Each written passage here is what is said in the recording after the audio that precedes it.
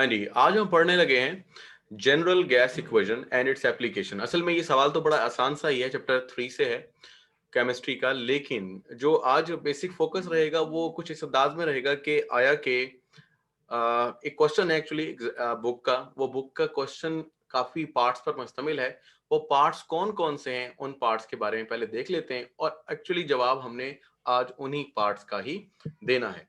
तो हम इसको शुरू करते हैं। देखें बेटा, थोड़ा सा हम इसको डिस्क्राइब कर लेते हैं।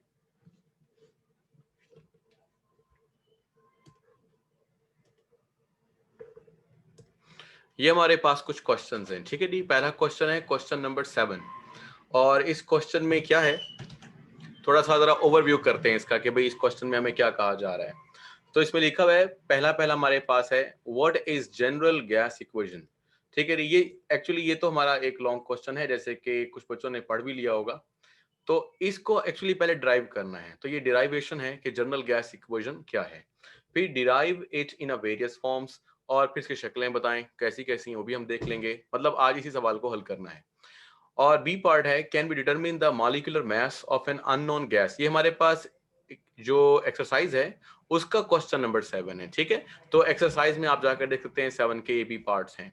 तो जो बी पार्ट है वो कहता है can be determine the molecular mass. क्या हम मॉलिक्यूलर मास मालूम कर सकते हैं? अगर हम यानी, और मॉलिक्यूलर मास से आपको मालूम होता है। सपोज कीजिए अगर कोई कहता है जी ऑक्सीजन का मॉलिक्यूलर मास बताओ, तो आप कहेंगे भाई 16, ठीक है ना। O2 का डबल हो जाएगा। इसी तरीके से अगर कहता है हाइड्रोजन 1, H2 अगर बोले तो डबल हो जाएगा। मतलब आपको पता लग जाता है कि मॉलिक्यूलर मास है क्या। लेकिन अगर वो कहता है कि यही ना पता हो कि गैस है कौन सी, मतलब अननोन है, तो फिर क्या होगा? मैं कहूँ ये गैस का आप मॉलिक्यूलर मास बताओ, तो कैसे बताओगे? मुश्किल हो जाएगा ना। तो अगर हमें ऐसा ही कुछ दिया जाए कि पता ही ना हो कि गैस कौन सी है, तो फिर क्या मालूम होगा? Molecular mass. लेकिन ये नहीं होगा कि ऐसे ही मॉलिक्यूलर मास बताओ, कुछ ना कुछ इंफॉर्मेशन साथ साथ जरूर दी जाती है। वो इंफॉर्मेशन किस तरह की हो सकती है? वो ये है, if we know the pressure, यानी हमें बताया जाए कि उस गैस का प्रेशर क्या है, उस गैस का वॉल्यूम क्या है, and with the mass of, ये पता भी हो और मास भी पता हो उस गैस का, तो हमें कुछ इंफॉर्मेशन दे दी जाती है और कहा जाता है कि गैस तो अननोन है, तो बताओ गैस का जो मॉलिक्यूलर मास है या वेट है वो क्या है। ठीक है, कि हमारे पास बी पार्ट है। इसको हम थोड़ा सा फिर भी आखिर में जाके थोड़ा सा डिस्क्राइब करेंगे। बट ये है कि अभी तो अपने ध्यान में रखें कि हमारा मकसद क्या चल रहा है, कि हम क्या क्या बात करना चाह रहे हैं। तो नेक्स्ट लिखता है, how do you justify from the general gas equation that increase in temperature. यानी अगर हम जनरल गैस इक्वेशन जानते हो और फिर हमें कहा जाए कि टेम्परेचर को बढ़ा दिया जाए, या फिर डिक्रीज इन प्रेशर, या फिर प्रेशर को कम कर दिया जाए, तो क्या होगा? तो क्या, आगे बात करते हैं, डिक्रीजेस द डेंसिटी, क्या उनका इंपैक्ट डेंसिटी पे पड़ेगा? वैसे अगर आप लोगों को याद है कि जनरल गैस इक्वेशन क्या होती है, लोअर क्लासेस में भी होती है, PV is equal to NRT. तो आप देख रहे हैं वहां पर कहीं पे भी डेंसिटी का जिक्र नहीं है, लेकिन सवाल हमसे डेंसिटी का किया जा रहा है। तो ये भी अपने ध्यान में रखेंगे।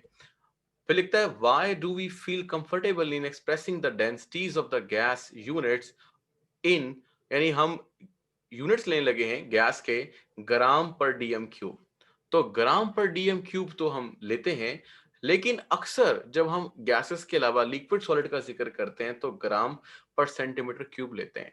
तो ये हम कैसे ले पाएंगे? ठीक है जी। तो बहरहाल मतलब ये आपको जस्टिफाई करना है कि लिक्विड सॉलिड तो मिसाल के तौर पर अलग तरह बिहेव कर रहे हैं, उनकी डेंसिटी अलग तरीके से ली जा रही है, और गैसेस की जो डेंसिटी है वो हम ग्राम पर डीएम क्यू में ले रहे हैं, ऐसा क्यों है? ठीक है, इसके बारे में भी तस्करा होगा। फिलहाल अब चलते हैं पहले पहले क्वेश्चन पर, यानी इस क्वेश्चन के पहले पार्ट पर, कि जनरल गैस इक्वेशन क्या होती है। ठीक है, इसका क्वेश्चन का आंसर हम लेते हैं और फिर हम वापस आएंगे यहाँ पर और देखेंगे कि वाकई में हम इनको हल कर पाए या नहीं हल कर पाए। तो पहले नंबर पर हम बात करते हैं general gas equation and its application. जो यूट्यूब चैनल है उसके ऊपर जो पिछले तमाम लॉज हैं, यानी बॉयज लॉ, चार्ल्स लॉ जो अब तक आ चुके हैं, वो डिस्क्राइब हो चुके हैं, सबके बारे में बता दिया जा चुका है। लेकिन मैं फिर भी कोशिश करूंगा थोड़ा थोड़ा सा यहाँ पर मजीद डिस्क्राइब कर दिया जाए। तो फॉर एग्जाम्पल हम बात करते हैं बॉयज लॉ के बारे में। अब बॉयज लॉ क्या है? ठीक है जी, आपने याद रखना है पहले नंबर पर कि टेम्परेचर, मैं दोबारा से आपके लिए लिख देता हूं, हाँ जी, तो ये आपके पास टेम्परेचर, प्रेशर, ठीक है। अब ये क्या है, टेम्परेचर प्रेशर कांस्टेंट क्वांटिटीज हैं। बॉयल्स लॉ में टेम्परेचर कांस्टेंट है और चार्ल्स लॉ में आपके पास प्रेशर कांस्टेंट है, ठीक है जी। लेकिन इसके साथ साथ आपने एक चीज और भी कांस्टेंट करनी है, that is number of moles, ठीक है। ये दो चीजें आपने कांस्टेंट रखनी है। लॉ हमने नहीं पढ़ाना, लेकिन जो कांस्टेंट क्वांटिटीज हैं वो मैंने यहाँ पर लिख दी है, ठीक है। इसके बाद हम आगे चलते हैं। जब हम एवोगैड्रो लॉ के बारे में बात करते हैं तो फिर टेम्परेचर भी कांस्टेंट रखते हैं और प्रेशर भी कांस्टेंट रखते हैं। ये क्या है, इसका जिक्र अभी हो जाता है। तो अब तक हमने कांस्टेंट क्वांटिटी देखी। बेसिकली तीन क्वांटिटीज हमारे पास होंगी, टेम्परेचर, बल्कि बल्कि चार ही कह लीजिए, temperature, pressure, number of moles, और जो चौथी है वो है वॉल्यूम, जिसके साथ हम सबको कंपेयर करने वाले हैं। तो ये अब आपने अपने जहन में बिठा लेना है। हाँ जी, तो कहता ये था भाई, जाहिर सी बात है, अगर टेम्परेचर भी आपके पास कांस्टेंट हो गया और नंबर ऑफ मोल्स भी आपके पास कांस्टेंट हो गए, तो फिर बाकी क्या बचा, प्रेशर एंड वॉल्यूम। तो अगर मैं पूछूं कि वॉल्यूम और प्रेशर के दरमियान क्या रिलेशनशिप है, तो आप देखें, खुद बताएं, प्रेशर के बढ़ाने से वॉल्यूम कम हो जाता है। तो V is inversely proportional to pressure. इसी तरह अगर हम बात करते हैं चार्ल्स लॉ की, तो उसके अंदर P और N को आपने कांस्टेंट रख दिया है, तो T और V बचे हैं। तो अगर मैं कहूं कि वॉल्यूम और टेम्परेचर के दरमियान क्या रिलेशनशिप है, तो आप बोलेंगे कि टेम्परेचर के बढ़ाने से काइनेटिक एनर्जी बढ़ जाती है, मॉलिक्यूल ज्यादा आगे आगे मूव करते हैं, खुले खुले हो जाते हैं, वॉल्यूम बढ़ जाता है। तो टेम्परेचर के बढ़ाने से वॉल्यूम बढ़ जाता है। अगर किसी ने इन लॉस को नहीं पढ़ा हुआ तो वो यूट्यूब के लिंक से जाकर देख सकता है। वो भी कोशिश करेंगे कि डिस्क्रिप्शन में डाल दिया जाएगा जब ये वाला लेक्चर अपलोड होगा यूट्यूब के ऊपर, ठीक है। जितने फ्री डेमो क्लासेस हैं वो ऑलरेडी यूट्यूब पर मौजूद हैं। फिर हम चलते हैं आगे। अब देखें, टेम्परेचर भी आपने क्या रखना है, मतलब कांस्टेंट, और प्रेशर भी आपने क्या रखना है, कांस्टेंट। अब क्या रह गया, V और N। अब इन दोनों के दरमियान क्या रिलेशनशिप है, ये बड़ी आसान सी बात है। वो बात ये है कि सपोज कीजिए हम बोलते हैं कि V is directly proportional to number of moles. भाई नंबर ऑफ मोल्स के बारे में लास्ट टाइम हमारा जिक्र हुआ था, मैं दोबारा फिर बात कर देता हूं। सपोज कीजिए कि जो मोल्स होते हैं उनके अंदर पार्टिकल्स की तादाद स्पेसिफिक होती है, कितनी, 6.02 इंटू 10⁻23। तो हमारे पास क्या है जी, सबके सब मोल्स एक खास स्पेसिफिक वैल्यू रखते हैं पार्टिकल्स की। तो अब आप जब ये बोलते हो कि वॉल्यूम हमारे पास क्या कहते हैं, डायरेक्टली प्रोपोर्शनल है नंबर ऑफ मोल्स के, तो हम ये भी बोल रहे होते हैं नंबर ऑफ मॉलिक्यूल्स के, नंबर ऑफ एटम्स के, नंबर ऑफ, अगर गैस है आमतौर पर गैस के पार्टिकल्स को हम बोलते हैं मॉलिक्यूल्स। तो आप कह सकते हैं volume is directly proportional to the molecule. अब बिल्कुल आसान सी बात समझ में आ गई है, वो क्या, वो ये देखो भाई, अगर आपके पास क्या है, बहुत सारे मॉलिक्यूल हैं, जितने ज्यादा होते जाएंगे उतना जगह ज्यादा घेरेंगे, और जगह का घेरना क्या कहलाता है, वॉल्यूम, ठीक है ना। मतलब जो चीज जितनी जगह घेरती है वो उसका वॉल्यूम है। तो नंबर ऑफ मॉलिक्यूल्स बढ़ गए, यानी नंबर ऑफ मोल्स बढ़ गए, एक ही बात है, तो वॉल्यूम भी बढ़ गया। और यही एवोगैड्रो लॉ है कि volume is directly proportional to the number of molecules या नंबर ऑफ मोल्स। ये अपने अपने दिमाग में रखना है। तो अब मैंने आपको तीन यहां पर फॉर्म्स दी हैं, कौन कौन सी, कि भाई वॉल्यूम इज डायरेक्टली प्रोपोर्शनल, पहले नंबर पे अगर आते हैं तो इनवर्सली प्रोपोर्शनल टू प्रेशर, जब सेकंड पर आते हैं तो volume is directly proportional to temperature, जब लास्ट में आते हैं तो volume is directly proportional to the number of moles या नंबर ऑफ मॉलिक्यूल, दोनों सेम है। अच्छा, ये बात भी याद रखें कि जब मॉलिक्यूल्स आपके पास होते हैं, उनका जाहिर सी बात है हर मॉलिक्यूल का एक वजन है, तो अगर स्पेसिफिक नंबर ऑफ मॉलिक्यूल्स हैं तो फिर उनका मास भी स्पेसिफिक होगा। तो अगर कोई आपको ये कहता है कि volume is directly proportional to the number of mole की बजाय मैस भी बोले तो भी बात ठीक है, यानी इनडायरेक्टली ऐसा लिखा जा सकता है। तो ये आपने अपने पास रखी बात दिमाग के अंदर। अच्छा, इसके बाद क्या लिखते हैं, इसके बाद ये है कि आपने जितनी सर एन में क्वांटिटी ऑफ गैस ले सकते हैं, क्वांटिटी ऑफ द गैस बोल सकते हैं, लेकिन क्वांटिटी को फिर हम मेजर करते हैं किसी ना किसी चीज के साथ, कंसंट्रेशन लेते हैं, यही क्वांटिटी ही है। यानी आप क्वांटिटी किसकी ले रहे हैं, मैंने पहले जिक्र किया है मॉलिक्यूल्स का, तो मॉलिक्यूल की क्वांटिटी ही थी वो। मैस क्या है, मैस भी एक क्वांटिटी है। तो क्वांटिटी के यूनिट्स होते हैं, क्या कह लीजिए, क्वांटिटी को एक स्पेसिफिक तरीके से लेते हैं। तो वही आपको बता रहे हैं कि चाहे आप उसे मोल में ले लो वही भी क्वांटिटी है, नंबर ऑफ मॉलिक्यूल में ले लो वो भी क्वांटिटी है, और मास में ले लो तो वो भी क्वांटिटी है। मतलब आप सही कह रहे हैं, बट ये कि उसको एक स्पेसिफिक नेम देना जरूरी है। बहरहाल ये एक एंटी ट्रस्ट का इंपॉर्टेंट पार्ट है। Yes, sir. कभी कभी आप लोग परेशान होते हैं ये क्या मसला हुआ। देखें, सपोज कीजिए आप लोग जब भी पढ़ते हो ना, जैसे लिखते हैं the volume of a given mass of a gas. अगर आपको याद हो, जब बॉयल्स लॉ पढ़ते हैं तो वहां पर क्या होता है, वहां पर जस्ट ये कहा होता है एट कांस्टेंट टेम्परेचर, जबकि मैंने तो एन भी कांस्टेंट रखा है यहाँ पर। हालांकि किताब ने एन बोला है, लेकिन वो कैसे बोला है, वो उन्होंने ऐसे बोला है कि the volume of a given mass of a gas, given mass. तो यही बात आपको यहाँ पर भी सिखाई गई है। अगर गौर करें तो, मतलब अगर इसे लास्ट पॉइंट को देखें तो ये आपके पास क्या है, given mass of a gas. तो वो मास को या एन को इस तरह से कांस्टेंट बोल रहे होते हैं, एन भी बोल रहे होते हैं कांस्टेंट है, और ये भी बोल रहे होते हैं कि टेम्परेचर भी क्या है, कांस्टेंट है। तो आप जब भी स्टूडेंट पढ़ें the volume the volume of given mass of a gas, तो आप समझ लीजिए कि वहां पर एन को कांस्टेंट रख लिया गया है, स्पेसिफिक कर दिया गया है। बाकी फिर बाद में टेम्परेचर इज डायरेक्टली प्रोपोर्शनल या वॉल्यूम इज डायरेक्टली प्रोपोर्शनल, ठीक है, तो वो या इनवर्सली प्रोपोर्शनल बाकी स्टेटमेंट बन जाती है, लेकिन एन बोलना नहीं जाता, लेकिन वो हो जाता है। बहरहाल अब देखें, आपको समझ में आ गया होगा कि एन भी कांस्टेंट रखना है। बहरहाल अब आपके पास तीन लॉज हो गए बेटा। यहाँ पर आपके पास वी के बारे में जिक्र हो गया, पी के साथ क्या रिलेशनशिप है, वी का टी के साथ क्या रिलेशनशिप है, और वी का एन के साथ क्या रिलेशनशिप है। पहले इसको क्विकली करते हैं क्योंकि हमारा असल मकसद जो है ना वो आगे की तरफ है। जो हमने क्वेश्चन नंबर 7 के बारे में कुछ पार्ट्स बताए हैं, जो लोग देर से ज्वाइन कर रहे हैं तो उनके लिए ये वाली बात है कि शुरू में हमने बात सीख ली थी कि ये हमारे पास क्वेश्चन नंबर 7 है बुक का, और उसमें कुछ क्वेश्चंस दिए गए हैं, उन्हीं क्वेश्चंस का आंसर करने चले हैं। इस तरीके से सवाल आसान है तो मुश्किल नहीं है, लेकिन ये कि थोड़ा सा कंसेप्ट आपको होना चाहिए, बेसिक कंसेप्ट नहीं होगा तो फिर परेशान होंगे आप। अच्छा जी, अब आप ऐसा करें अगर आपसे कहता है कोई कि भाई ना तो हमारे पास कोई ऐसा आला है कि हम टेम्परेचर कांस्टेंट करें, ठीक है, ना प्रेशर कांस्टेंट रख सकते, ना नंबर ऑफ मोल्स, ठीक है, ये सब चीजों के तब्दील होने से वॉल्यूम तब्दील होता है। तो वॉल्यूम एक्चुअली इन पर ही डिपेंड कर रहा होता है, दैट्स वाई हमने वॉल्यूम को ही सबके साथ कंपेयर किया है। मतलब आप कह लीजिए कि ये डिपेंडेंट पैरामीटर है, टेम्परेचर के चेंज होने से भी चेंज हो सकता है, प्रेशर के चेंज होने से भी चेंज हो सकता है, नंबर ऑफ मॉलिक्यूल के बढ़ाने से भी चेंज हो सकता है। अच्छा, अब आगे चलते हैं जी। अब बात यहाँ पर यह है कि कोई चीज भी कांस्टेंट ना करें, फिर क्या करेंगे, फिर आपको इन तीनों फॉर्म्स को, जिसको आप कह लें मिसाल के तौर पर इक्वेशन नंबर 1, इसको इक्वेशन नंबर 2 आप पूरा लिखिएगा, मैं जैसे इसको समझा रहा हूं तो इसलिए ज्यादातर नहीं लिखूंगा, बस अहम बात करूंगा। तो ये आपके पास 1 2 3 तीनों को मिला लेना है और आपके पास कुछ एक नई फॉर्म बनेगी, और वो कुछ ऐसे होगी, मैं यहाँ पर लिखता हूं उसको। हाँ जी, v is directly proportional to the, अब सब कुछ लिखेंगे 1/p,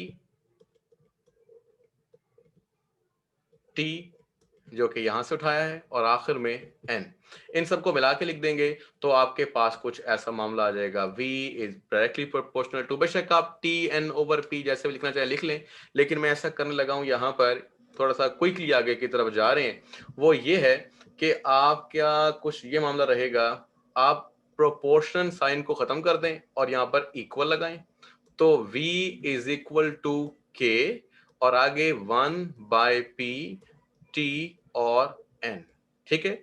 इन सबको थोड़ा सा तरतीब दे लीजिए, p को ले जाएं यहां पर v के साथ, ये बन जाएगा pv, n को पहले लिख लें n r। अच्छा, यहां पर ऐसा है कि मैंने k लिख दिया है, k भी कांस्टेंट क्वांटिटी, ठीक है, अगर जैसे हमारी बुक में ज्यादातर इस्तेमाल होता है r, तो हम उसी को ही यहां पर लिख लेते हैं।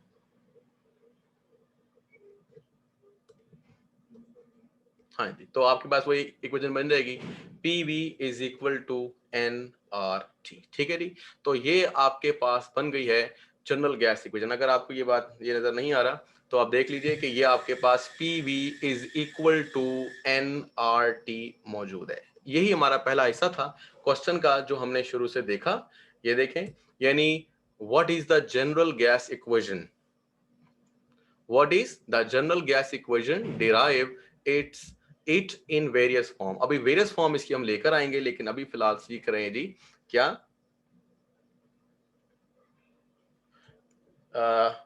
पहली फॉर्म। जी बेटा, देखिए जी अगर आपको कहता है कि PV is equal to NRT और हम अब मोल रख लेते हैं, ठीक है, ये आपको नजर आ जाएगा। अगर हम मोल रख लेते हैं N इज इक्वल टू 1, तो फिर इस इक्वेशन को कैसे लिखेंगे? तो फिर जाहिर सी बात है N की जगह आप पुट कर देंगे, क्या पुट करेंगे? 1। जब N की जगह 1 पुट करेंगे तो ये बन जाएगा PV is equal to 1 multiply by RT is equal to RT। तो ये आपने अपने जहन में रखना है।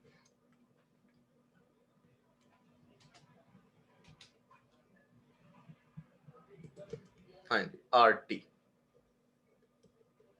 अब ये भी एक क्वेश्चन है एंट्री टेस्ट का कि यहाँ पर अक्सर का जब वो लिखते हैं तो ऐसा लिख रहे होते हैं कि हमें लगता है कि जनरल गैस इक्वेशन पढ़ लेते हैं हम, लेकिन आगे भी लिखा होता है for 1 mole of a gas. अगर वो कहें for 2 mole of a gas, ठीक है, तो आप कहते हैं शायद जनरल गैस इक्वेशन तो सबके लिए कैसी है।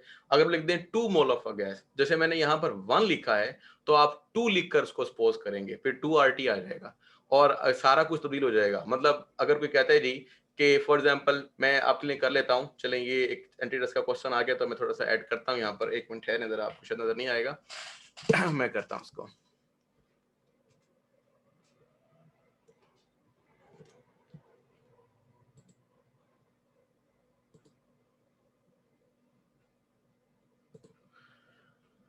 हाँ जी,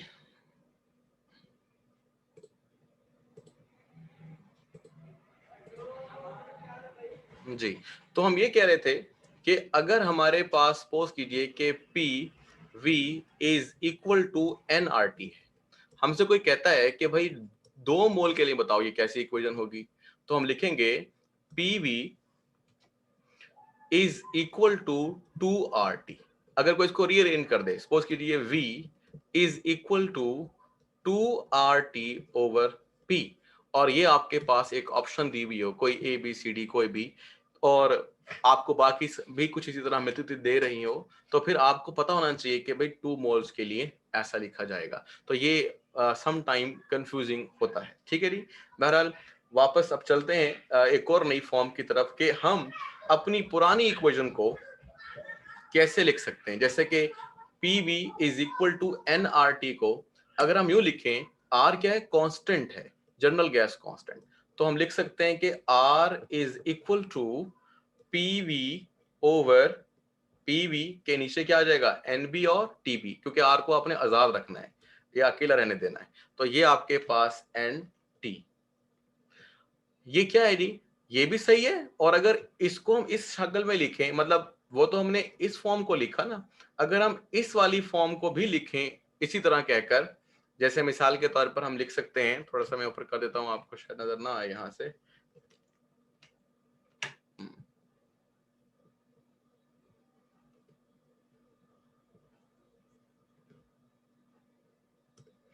हाँ जी, P अपना P नहीं बल्कि R इज इक्वल टू, अब आर यहां ले दें और T वहां ले जाएं, तो ये बन जाएगा PV ओवर T। अब जो आपको नजर आ रहा है, मिसाल के तौर पर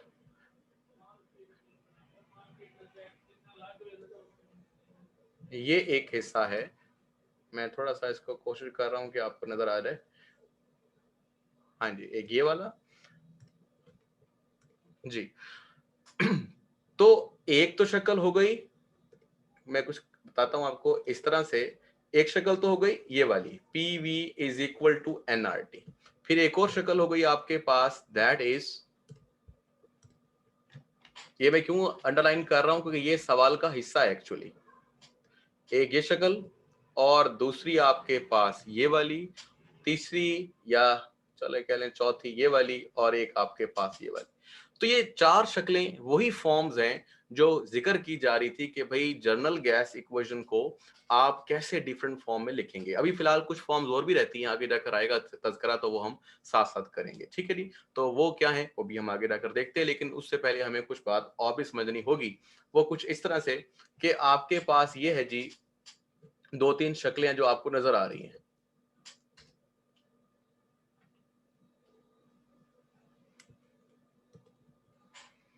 जो मैंने लिखा, मैं लिखा इस शक्ल को एक और नई शक्ल में वो कुछ ऐसे लिखा था कि R is equal to PV over T, एक मोल के लिए लिखा गया है, एक मोल के लिए।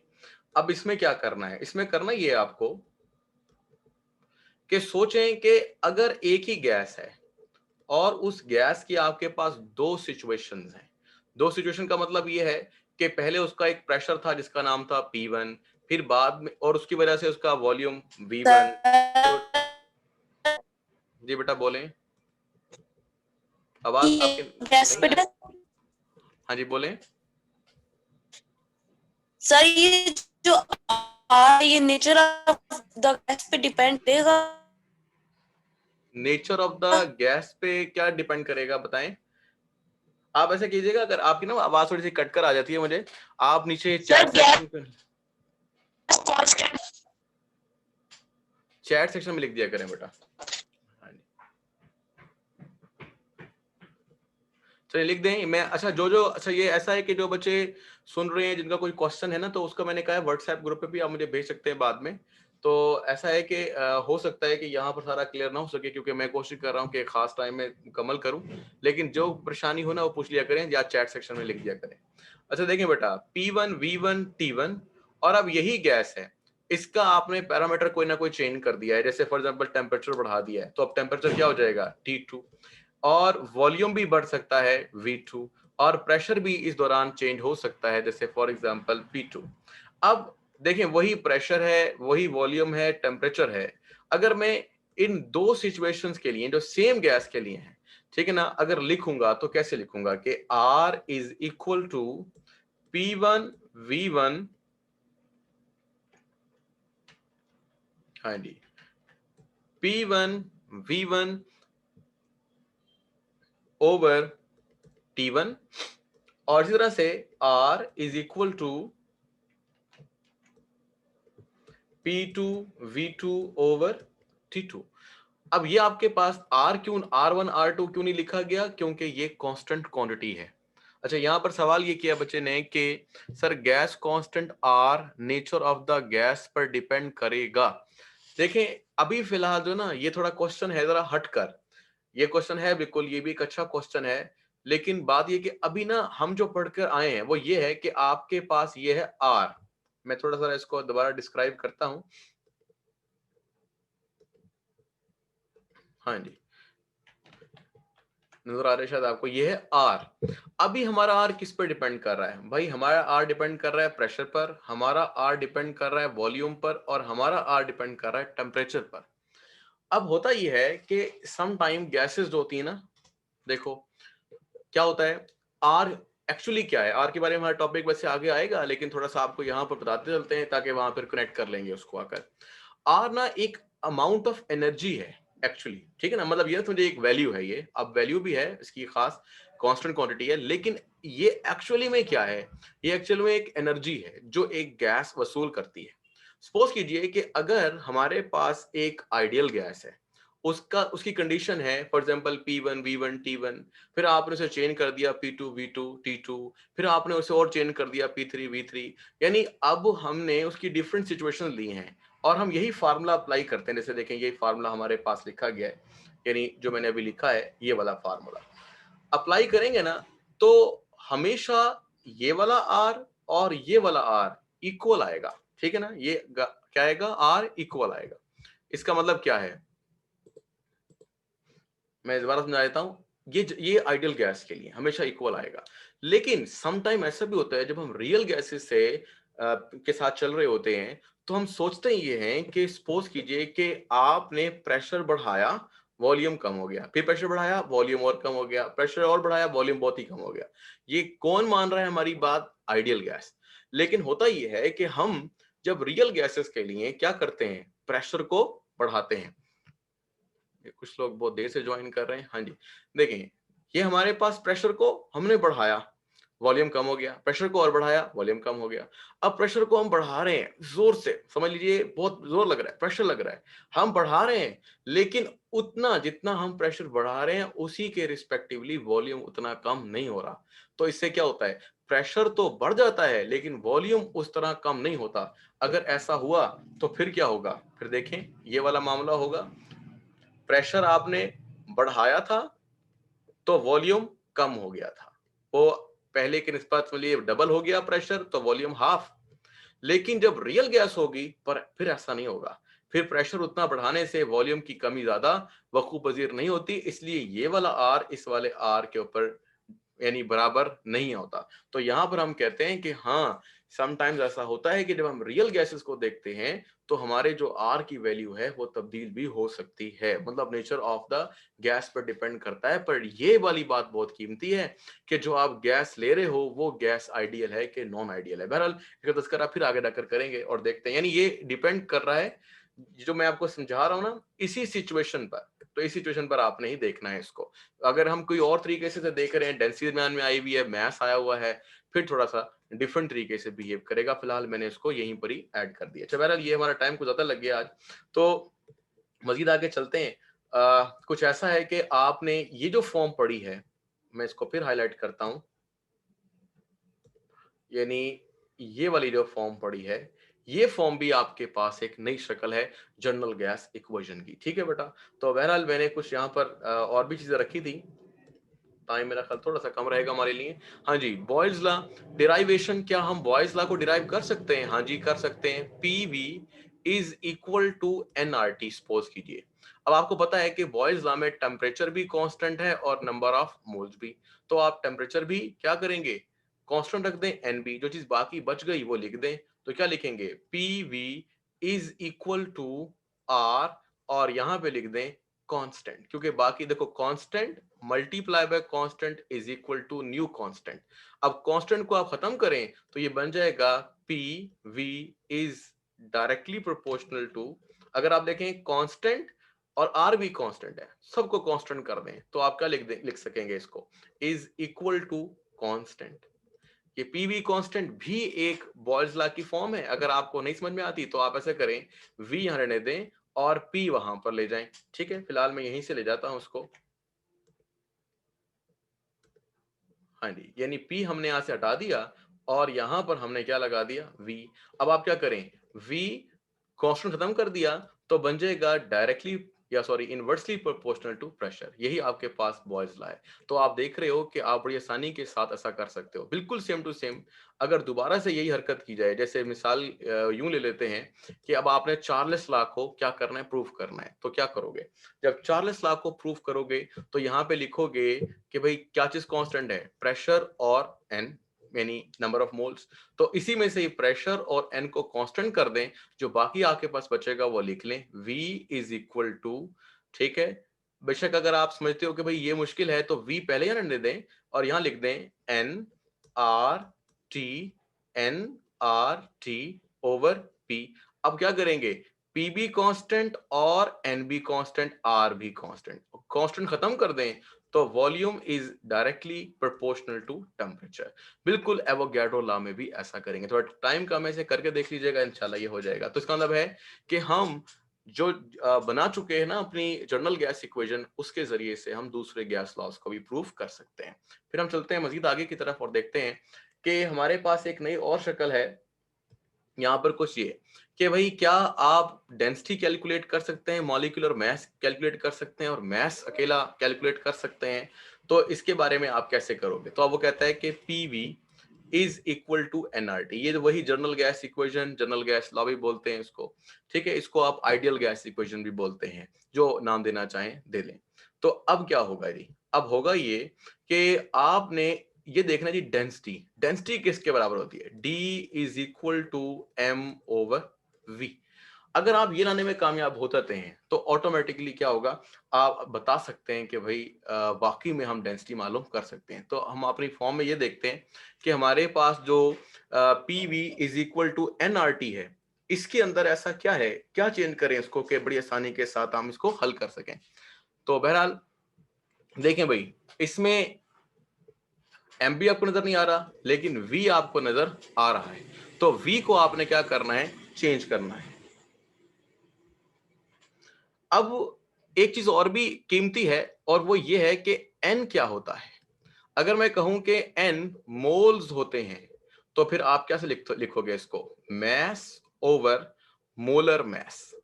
थोड़ा सा अगर सिंप्लीफाई कर लें तो ऐसा लिख लेते हैं कि हम मैस को लिख लेते हैं छोटे एम से और मोलर मैस को लिख लेते हैं बड़े एम से, अपने जहन में रखेंगे, ठीक है। तो ये आपके पास n is equal to small m over capital M, यही आप यहां पर लगा दें। मैं फिलहाल यहीं से इसको रेस करके लगा देता हूं ताकि आप इसको समझ सकें, ठीक है जी। ये हो गया जी m ओवर कैपिटल M, ठीक है। अब जैसे मैंने कहा कि आपने छोटे, ये जो हमारे पास m ओवर v है, ये आपने बनाना है। तो कैसे बनाओगे भाई? भाई बड़े m को वहां ले जाओ, देखो ले जाते हैं अभी के अभी। इस बड़े m को हम यहां से मिटा देते हैं और कहां ले जाते हैं? दूसरी साइड पर। और यहां से v को उठाते हैं और ले आते हैं यहां पर, ठीक है जी। और यहां पे बड़ा m आ गया, बेशक आप पहले लिख दें p से पहले या p के बाद। अब जी ये क्या हो गया जी? m ओवर v, जिसको मैंने कहा था आपने डेंसिटी कहना है। तो आप क्या लिखोगे? pm is equal to drt। अब d आप एक साइड पे रहने दें और क्या होगा? ये बन जाएगा rt वहां ले जाएं, pm ओवर rt। तो ये आपको मुश्किल नहीं लगा यकीनन, ठीक है। फिलहाल मैं इसे क्विकली यहीं पर ही हल करता हूं। थोड़ा सा आप लोगों को अगर ये नजर नहीं आया है तो इसको हम थोड़ा दिखा देते हैं आपको। हाँ जी, ये हिस्सा है बेटा। अब आपको कुछ समझ में आ गया, वो क्या? वो ये कि हम डेंसिटी मालूम कर सकते हैं, वाकई में डेंसिटी मालूम कर सकते हैं। अब इसके अंदर जो बड़ा एम है ना, ये क्या है? ये मॉलिक्यूलर मास है। अगर आप जस्ट एम को एक साइड पे ले जाएं और क्या कहते हैं बाकी सब चीजों को एक साइड पे ले जाएं तो भी आप मालूम कर सकते हैं मॉलिक्यूलर मास। और छोटा एम क्या है? छोटा एम अगर मालूम करना है तो यही इसी फॉर्म को आप चेंज कर लो। सपोज कीजिए हम इसमें से ये छोटा एम मालूम करना चाहते हैं, तो आप कैसे लिखोगे? स्मॉल एम, ये रहने दें, और बाकी पी वी या एम पी पहले से वहां पर है, वी और ले जाए नीचे से, और ये जो आर टी है ये नीचे आ जाएगा। तो आपने देखा कि इस तरीके से आप मालूम कर सकते हो। क्या मालूम कर सकते हो बेटा? थोड़ा टाइम कम रह गया मेरा ख्याल से, मालूमात सारी हम कर सकते हैं तो क्वेश्चन जो है हमारा 7 यहाँ पर हल हो जाता है, ठीक है। बहरहाल हो सकता है टाइम मुझे थोड़ा सा मिल सके आगे। तो ये जी हमारे पास एम मालूम करने का तरीका, यानी छोटा एम मतलब मैस, बड़ा एम का मतलब क्या है जी? Molecular mass. और डी फॉर डेंसिटी, अगर डी आपको मालूम करना है तो भी आप मालूम कर सकते हो। ये थे जी आपके पास एप्लीकेशंस के बारे में छोटा सा हिस्सा इसका। फिर हम इससे आगे चलते हैं मजीद, तो वो यही है कि सवाल इसी तरह ही था कि आप जर्नल गैस इक्वेशन बनाएं, उसको डिराइव करें, और फिर लिखता है determine the molecular mass of unknown gas. हाँ जी, ये वाला भी मालूम हो सकता है। हाँ जी, कैपिटल एम हमने मालूम करना सीखा। फिर वो कहता है क्या आप do you general gas equation that increase the, अच्छा देखें, आप how do you justify from general gas equation that increase in temperature. देखो बेटा, D is equal to D is equal to M over V, तो V से relate कर लो। अगर आपके पास प्रेशर के बढ़ाने से वॉल्यूम कम हो जाता है तो डेंसिटी बढ़ जाती है। अगर इसी तरह से वॉल्यूम का जिक्र कर लो, सॉरी अपना टेम्परेचर का, टेम्परेचर के बढ़ाने से अगर वॉल्यूम बढ़ जाता है तो डेंसिटी कम हो जाती है। और उलट कर सकें तो उलट भी करके समझा जा सकता है। बाकी गैस जो होती है ना, वो हमारे पास क्या करती है? बहुत ही थोड़ी सी जगह पर बहुत कम आती है, क्योंकि मॉलिक्यूल फैले हुए होते हैं। ज्यादा जगह अगर हम सपोज करें तो हम गैस को कंसीडरेबल मास में ले सकते हैं। इसलिए गैस को बड़े वॉल्यूम में, यानी हम क्या करते हैं, डेसीमीटर क्यूब में लेते हैं बजाय सेंटीमीटर क्यूब के, क्योंकि सेंटीमीटर क्यूब काफी रहेगी लिक्विड और सॉलिड के लिए। तो ये था हमारे पास आज का छोटा सा टॉपिक। टाइम ऑलमोस्ट खत्म हो रहा है। जो क्वेश्चन है वो आप मुझसे कर सकते हैं